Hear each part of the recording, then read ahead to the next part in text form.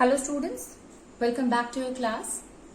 So student, in the previous class in this chapter, that is force and laws of motion, we were talking about inertia. And here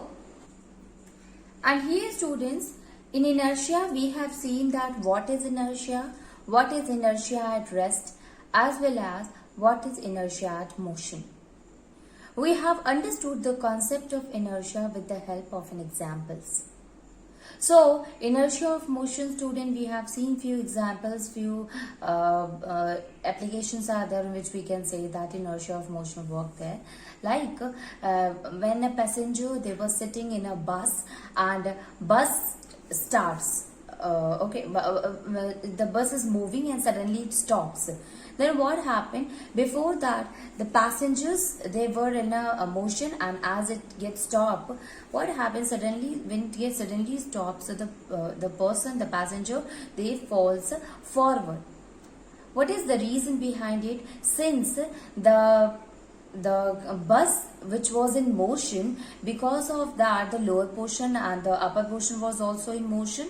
Now when it gets stopped, now the lower part of the body which was in contact with the base of with the floor of the bus, it stops, but the upper part of the body do not want to change its state of rest, in state of motion, and thus because of inertia of motion, the person falls forward. So basically we can say here that the person falls forward, the reason behind it, that it is because of inertia of motion. Same thing we can say that suppose a person who is generally you have seen that many people falls down when they try to jump from the moving bus or moving car, and the reason is, as they jump from the moving bus or moving car, their foot, it comes to rest, but the upper part of the body do not want to change its state of motion because of inertia of motion, and ultimately the person falls forward.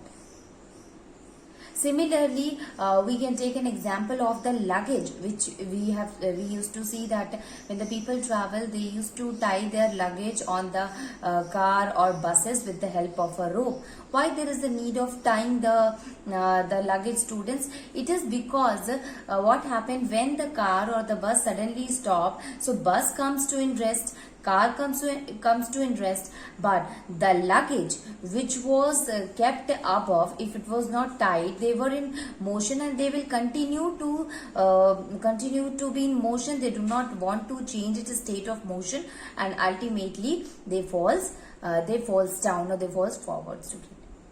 So this is inertia of motion. Now we have also seen that what is inertia of direction. So basically when a body, it resists any change to the direction of the body, when suppose a bus is there, starts moving and it is continuously changes the direction. So because of the inertia of direction, the person do not want to change it. That's why you have seen it moves to the center of the curve. So this is about the inertia, students. So we have understood what is inertia at rest, inertia of motion, and inertia of direction.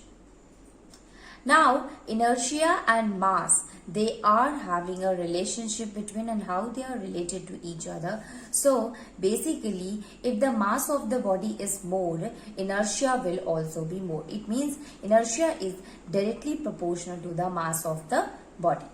More will be the inertia, more will be the mass, or we can say more will be the mass, more will be the inertia of the body.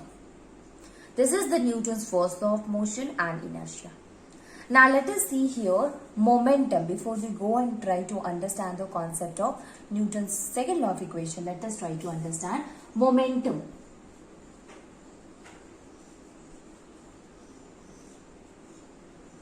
Momentum. Now to understand the concept of momentum, students, suppose a cricket ball is there and a tennis ball is there. If a cricket ball is thrown to you and a tennis ball is thrown to you, in which one you have to apply more force to stop them or to catch them? Obviously, the mass of the cricket ball is more than that of the mass of the tennis ball. So we have to apply more force to stop the cricket ball. So if an object is having more mass, so we have to apply more force to it. So here force is what? It is directly proportional to the mass of the body. So we can write here that if a body is having, if a moving body, if a moving body is having more mass than the other moving body, so more force is required, so more force is required to stop the ball or stop the moving body which is having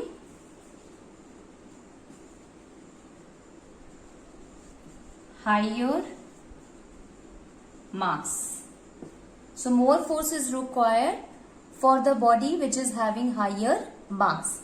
What does that mean? It means force is directly proportional to mass of the body. Force is directly proportional to the mass of the body. You can also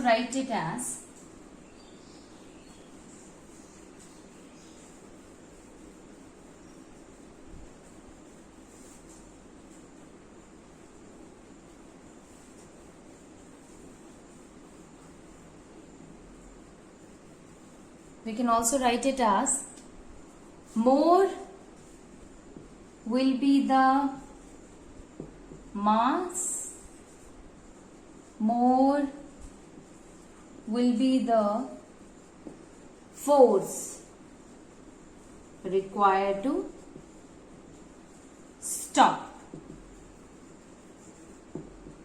It means F is directly proportional to M. Okay, F is directly proportional to M. More will be the mass, more will be the force required to stop it.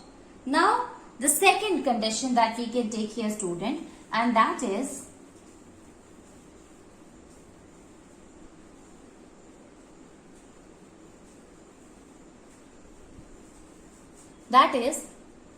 now we have taken the two similar ball. Now we have taken two tennis ball only, and one of the tennis ball we throw to the fielder or to a person with a very high speed, with a very high velocity, and the other one with the lower velocity. Now again, in which one you have to apply more force to stop the body? Absolutely, which one is having higher velocity, there we have to apply more force to stop the moving ball. Okay, so for that we can write it that if two same balls, if two same balls are thrown with the different velocity,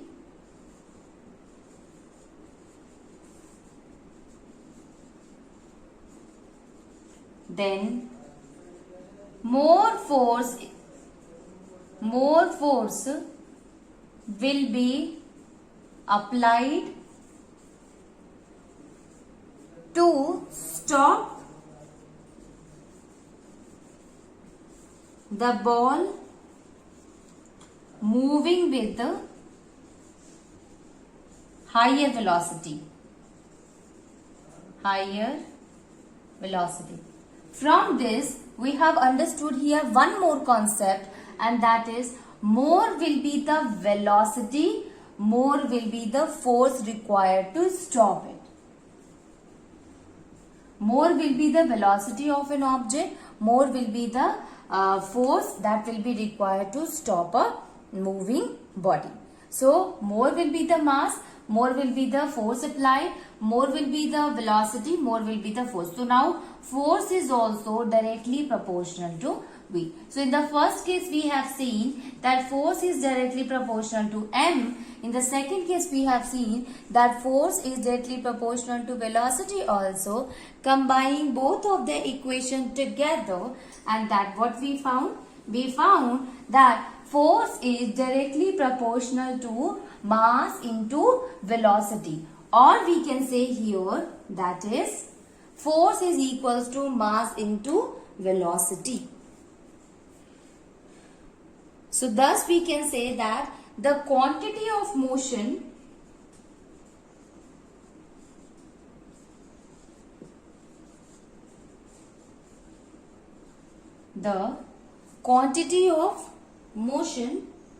in a body depends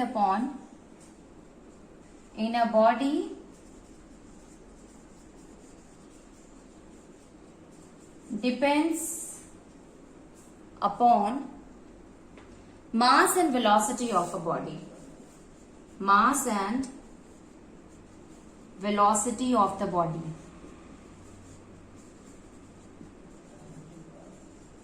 So, momentum will be equals to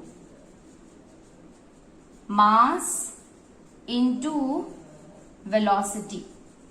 Momentum will be equals to mass into velocity. So, we have understood here that momentum is directly proportional to mass, and it is also directly proportional to the velocity. It means momentum is equals to mass into velocity. Now, we represent momentum by P, small p.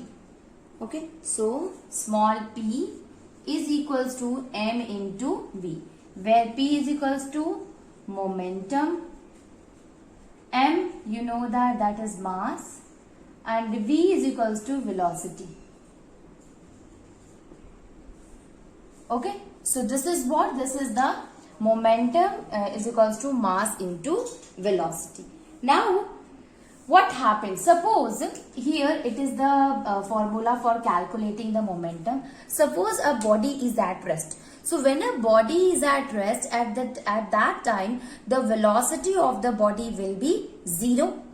And when the velocity will be 0, ultimately momentum will also be equals to 0. So we can say here that if the velocity is 0, that is body is at rest, then obviously momentum will also be equals to 0.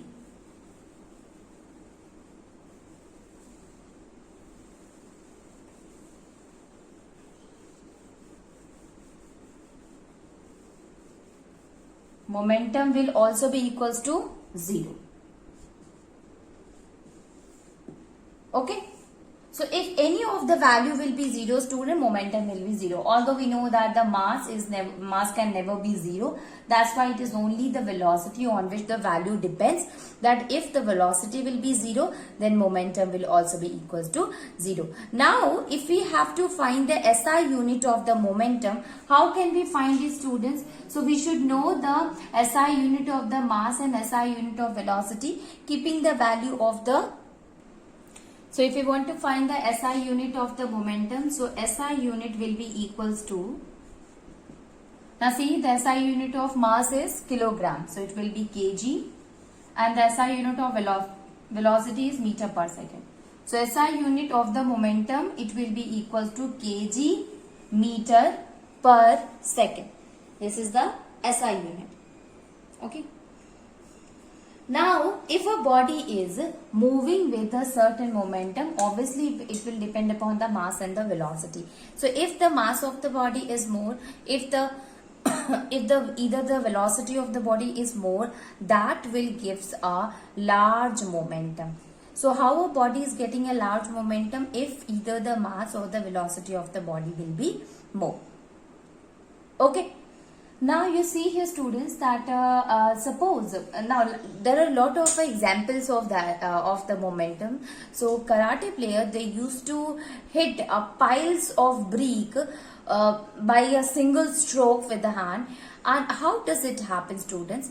Basically, when he applies, when he hit the pile of a bricks, at that time he was so quick that the momentum reduces to 0.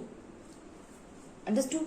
So here the large momentum, that is reduced to 0, and ultimately it will exert a large amount of force that will make the pile of bricks to break down. Not only this, there are other examples like a cricket ball. Though it is a very heavy ball, but when it comes to the fielder, comes to the batsman, since it is coming with a very large velocity, so it is having very large momentum also. So it can hit, it can harm, it can hurt that of the batsman also. So this is what, these are some of the example of a momentum, larger momentum. Okay. So this now let us see some of the numericals which is related to momentum. What kind of numericals can be asked here?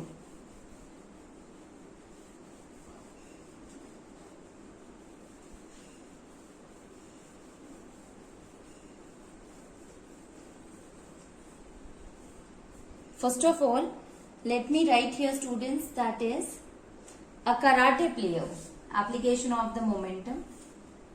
A karate player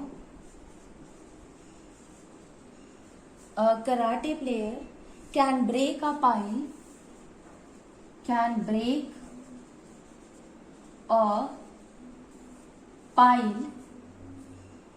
of tiles or a slab, of tiles or a slab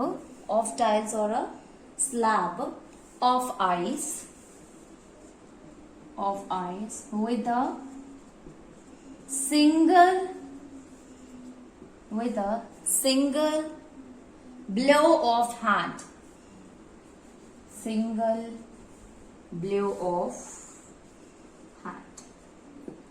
What is the reason? That it is because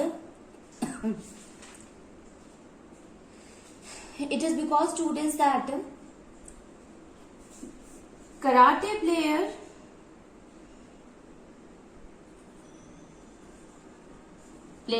strike the pile of ice with a hand in a very fast. Okay,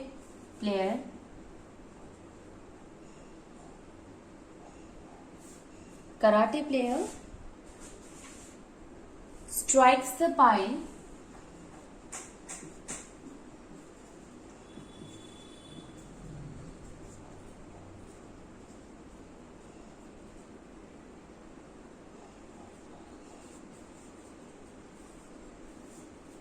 very fast. Pile of ice, strike the pile of ice very fast. So a large momentum, in doing so what happened? So the large momentum of the fast moving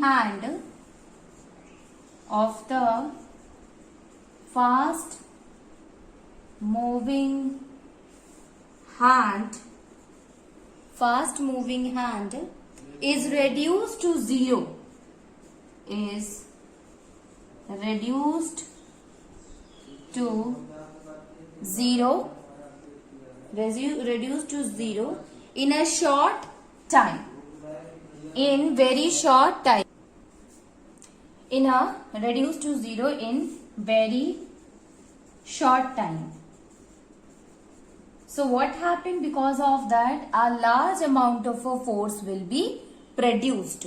Okay, so that force is sufficient to break a pile of ice, tiles or a slab of ice. So karate player, they used to do it in a very short interval of a time, due to which the momentum it reduces to zero, and ultimately the force it become very large. That is very important for the karate player to break the. It is sufficient to break the piles of tiles or slab. So this is the first one. Second one, that is of a cricket ball.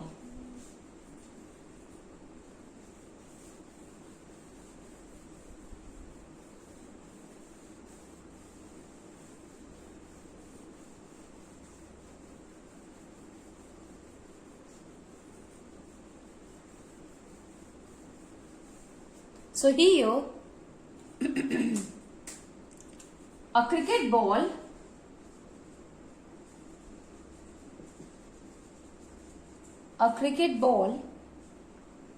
when thrown with high speed,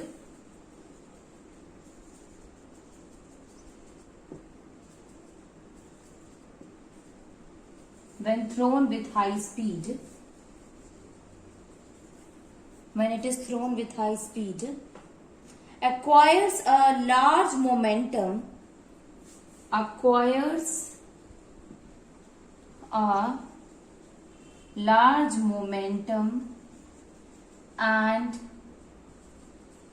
can hurt the batsman.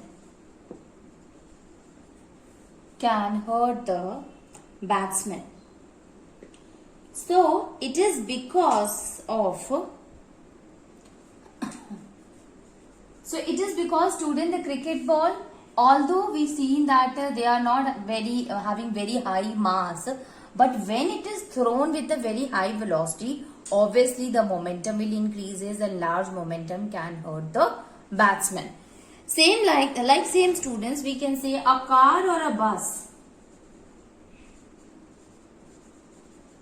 Car or a bus may not be running at a high speed,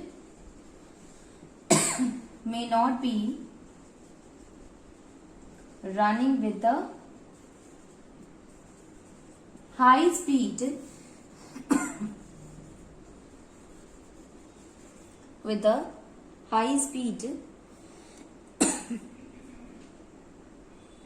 may hurt the person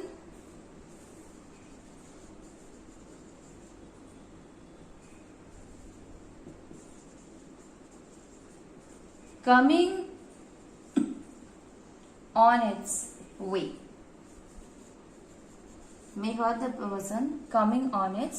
way. So maybe a car or a bus which is not traveling with a very high velocity, but you know that they are having more mass than the cycle or than the scooter or a bike. So obviously it will hurt more a person. Because of a high mass, the momentum also increases. So the momentum also become large, and thus it may hurt the person who came near to it or who came in the way of the vehicles. That's why students, serious accident occur when a car is moving with a very high speed or a bus is moving with a very high speed. At that time, there will be combined effect of the mass and the velocity, and that will create a huge momentum, a large momentum, and ultimately that will causes a major accident or serious accident or major loss of the person. Okay, so major damage we can say. Okay, so these are some of the example of the momentum, which proves that momentum depend either on the mass or the velocity. Out of any, if any one is more than the other, that will causes to increase the momentum also, and if both of them is higher, so momentum will also very high. Now let us see a numerical related to the momentum.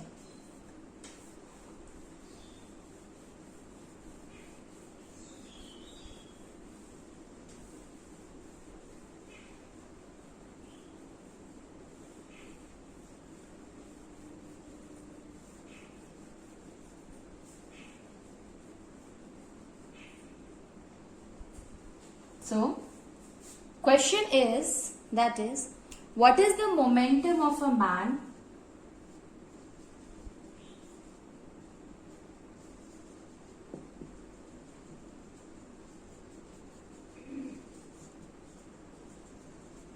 what is the momentum of a man of mass 75 kg, of mass 75 kg, when he walks with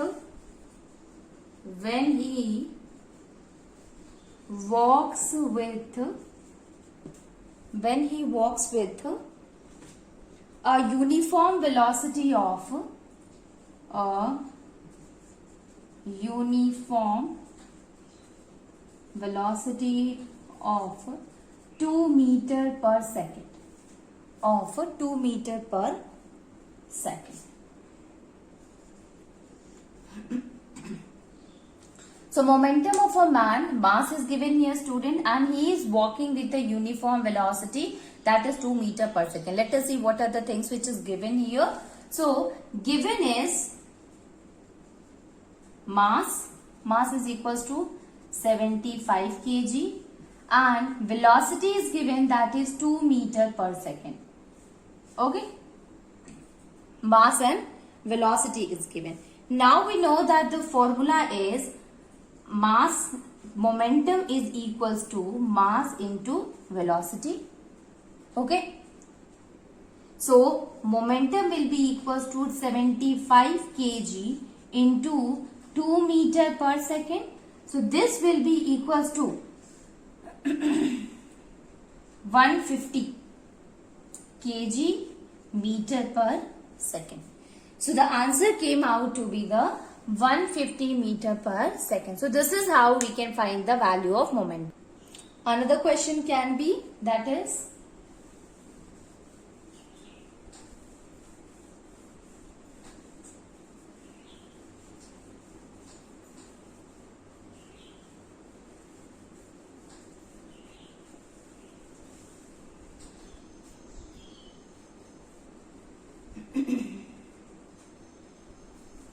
question is,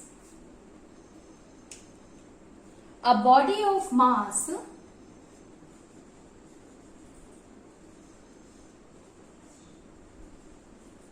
a body of mass 60 kg has mass of 60 kg has a momentum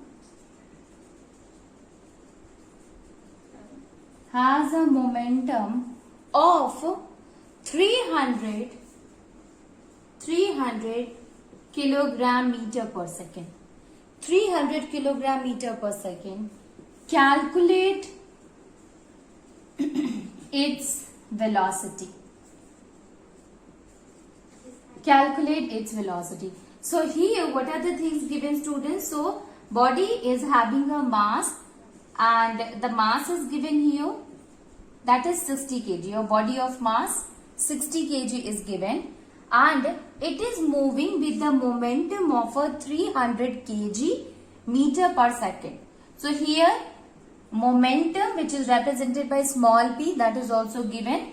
It is 300 kg meter per second. Now what is the thing that we have to find here, student? It is velocity. So velocity is unknown to us. This is the thing that we have to find it here.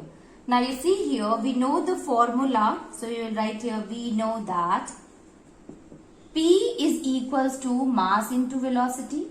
Now see, what are the things which is given here? Here momentum is given and mass is given. So we can write here, momentum is 300 kg meter per second is equals to mass is 60 kg into velocity is given. We can also write it like, I'm solving the question here, students. So it will be equals to 300 kg meter per second upon 60 kg. So this kg will cancel each other, and 5. So answer of the velocity will be 5 meter per second. This is the velocity of the body. Okay.